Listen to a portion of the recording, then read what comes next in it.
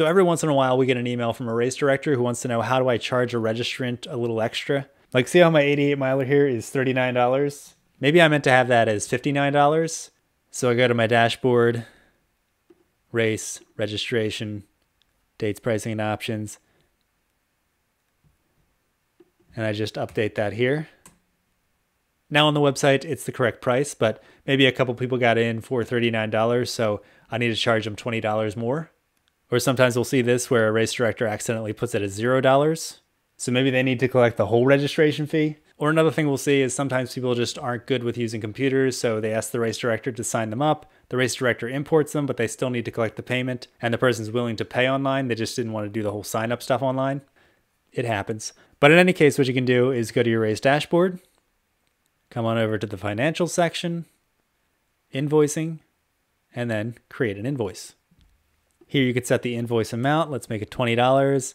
The bill to name, bill to email. You could put in the address and city if you want. You'll set a due date for the payment. Decide who's paying the processing fee. We'll say this is for blah, blah, blah. Oh, and just between you and me, this due date here, that's not actually binding.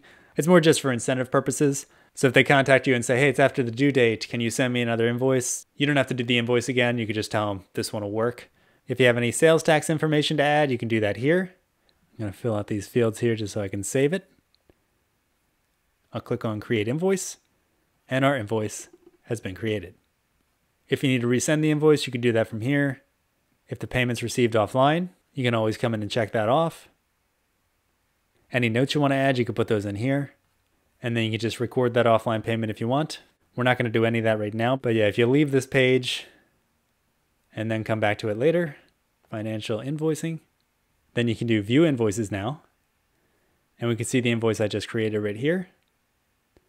When the payment's received, you're going to see that. If you click on the invoice number, that's going to bring you back to this screen where you can say whether it was paid offline. So let's say Ron paid me at the running company. Record offline payment. Now if I go back to invoicing, view invoices, that one was paid.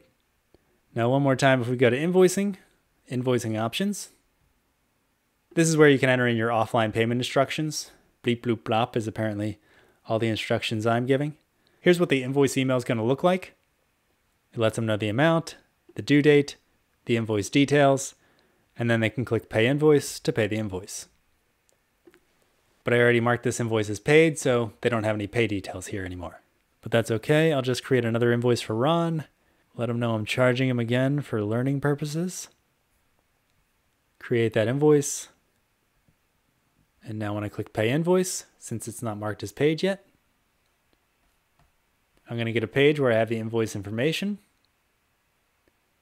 I can come down here, enter in my credit card information, agree to pay the amount, then I can confirm the payment.